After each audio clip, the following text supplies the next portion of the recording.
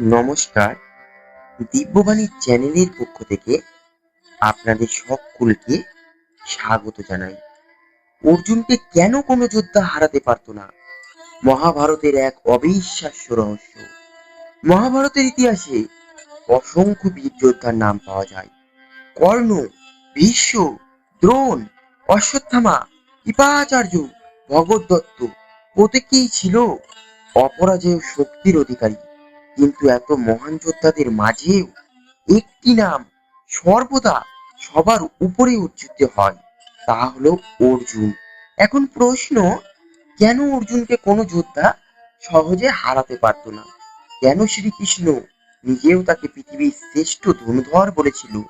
আজ আমরা জানব সেই বিস্ময়কর কারণগুলি। অর্জুন কোনো সাধারণ মানুষ নন, তিনি ছিলেন দেবরাজ ইন্দ্রের পুত্র। কুন্তী দেবী তার বিশেষ বরশক্তির মাধ্যমে ইন্দ্রদেবকে আহ্বান করেন এবং অর্জুনের জন্ম হয়।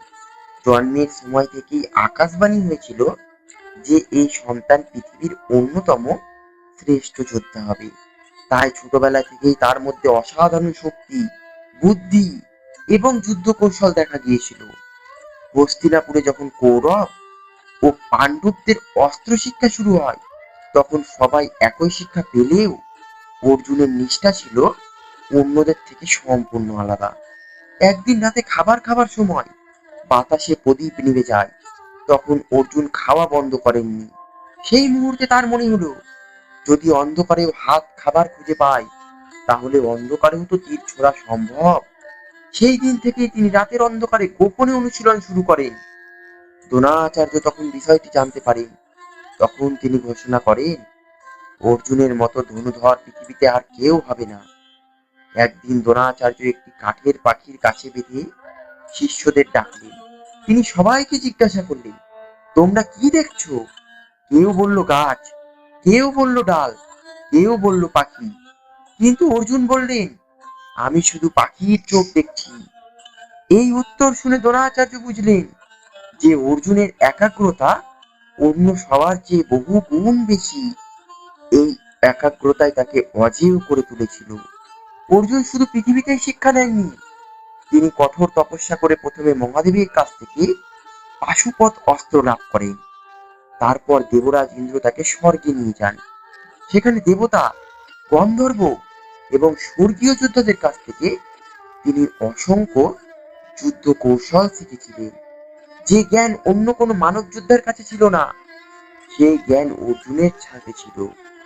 একবার অর্জুন তপস্যা করছিলেন, তখন মহাদেব একজন শিকারীর রূপ ধরে তার সামনে আসেন। একটি বন্য শকুরকে লক্ষ্য করে দুজনেই তীর ছোড়েন। এরপর শুরু হয় ভয়ঙ্কর যুদ্ধ। অর্জুন জানতেন না তিনি স্বয়ং মহাদেবের সঙ্গে যুদ্ধ করছেন। দীর্ঘ সময় যুদ্ধ করার পর মহাদেব অন্তত সন্তুষ্ট হন। তিনি বলেন, পৃথিবীতে তোমার মতো বীর খুব কম রয়েছে। এরপর তিনি অর্জুনকে পাশুপত অস্ত্র প্রদান করেন। এটি ছিল বিশ্বের অন্যতম ভয়ঙ্কর অস্ত্র। অর্জুনের হাতে ছিল দেবতাদের দেওয়া গাম্ভীর ধনুক।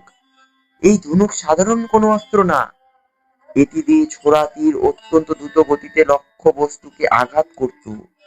অন্য যোদ্ধারা যেখানে একটি তীর ছুড়তেন, সেখানে অর্জুন মুহূর্তের মধ্যে শত শত তীর নিক্ষেপ করতে পারতেন। অর্জুনের কাছে ছিল অসংখ্য দিবাস্ত্র, যেমন ব্রহ্মাস্ত্র, পাশুপত অস্ত্র, ইন্দ্রাস্ত্র, আগ্নেয়াস্ত্র, বরুণাস্ত্র, বায়ুবাস্ত্র।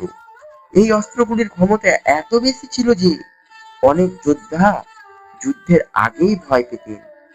শ্রীকৃষ্ণ ছিলেন তার সারথি। এটাই ছিল অর্জুনের সব থেকে বড় শক্তি। কুরুক্ষেত্রের যুদ্ধে স্বয়ং শ্রীকৃষ্ণ তার রথ চালিয়েছিলেন। শ্রীকৃষ্ণ শুধু রথই চালাননি, তিনি অর্জুনকে প্রতিটি মুহূর্তে সঠিক সিদ্ধান্ত নিতে দিয়েছিলেন।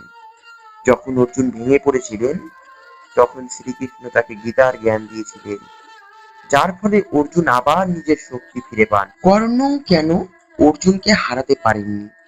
কর্ণ ছিলেন অসাধারণ যোদ্ধা। অনেকের মতে তিনি অর্জুনের সমান বা কখনো কখনো বেশি শক্তিশালী। তিনি কর্ণের জীবনে একাধিক অভিশাপ ছিল। যুদ্ধের সময় তার রথের চাকা মাটিতে আটকে যাওয়া, ব্রহ্মাস্ত্র ব্যবহারেও মন্ত্র ভুলে যাওয়া। অন্যদিকে অর্জুনের পাশে ছিল শ্রীকৃষ্ণ।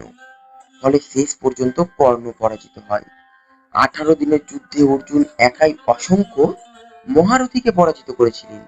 তিনি ভীষ্মকে শয্যাশায়ী করেন, জয়দ্রথকে বধ করেন, কর্ণকে পরাজিত করেন, অসংখ্য কৌরব সেনাকে ধ্বংস করেন। তার যুদ্ধ কৌশল দেখে দেবতারাও বিস্মিত হয়েছিল। অর্জুনের প্রকৃত শক্তি ছিল শুধু অস্ত্রে, কিন্তু আসল শক্তি কোথায় ছিল?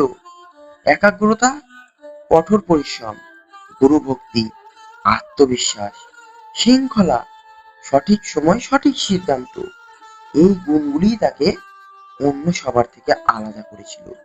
অর্জুনকে কোনো যোদ্ধা সহজে হারাতে পারত না, কারণ তিনি শুধু একজন ধনুধর ছিলেন না, তিনি ছিলেন কঠোর সাধনা, অসীম একাগ্রতা এবং দেবতাদের আশীর্বাদের এক অনন্য উদাহরণ।